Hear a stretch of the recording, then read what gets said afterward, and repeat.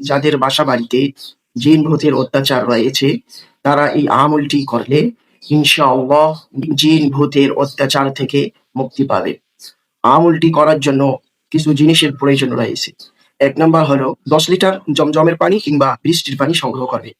এরপর ওই পানির মধ্যে ৩ মিলি আতর সুগিরান মিশ্রিত করবে। বড়ই গাছের কচি পাতা ২১টির মতো কচি পাতা ছেড়ে আপনি সেটাকে পিষিয়ে ওই পানির মধ্যে মিশ্রিত করবে। উজু করে দুরূদ শরীফ ৪১ বার পাঠ করবে। এরপর আয়াতুল কুরসি ২১ বার পাঠ করে পানিতে দম দেবে।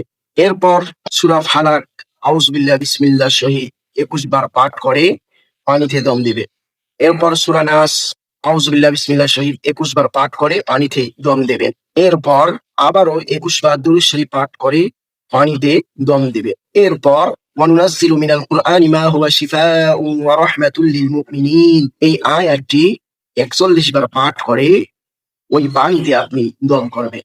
এরপর ওই পানিগুলো একটি স্প্রের সাহায্যে স্প্রের মধ্যে ভরিয়ে এই পানিগুলো আপনার বাসা বাড়ি যে আছে, ছাদ আছে, টিন সেট হোক কিংবা দালানের ছাদ হোক, সেই ছাদের মধ্যে আপনি এই পানিগুলো স্প্রে করে দিবেন দৈনিক ১ বার। অর্থাৎ আপনি আসরের পর মাগরিবের আগে এই সময়ের মধ্যে আপনি এই পানিগুলো আপনার বাসার বাড়ির ছাদে চতুর্দিকে আপনি স্প্রে করবেন। ইনশাআল্লাহ জিন ভূতের অত্যাচার থেকে আপনার বাড়ি হেফাজত থাকবে, আপনার ছেলে সন্তান হেফাজত থাকবে, আপনিও হেফাজত থাকবে। প্রিয় দর্শক, যদি আমার ভিডিওটি ভালো লাগে অবশ্যই আপনি আমার চ্যানেলটি সাবস্ক্রাইব করবেন। আল্লাহ হাফিজ।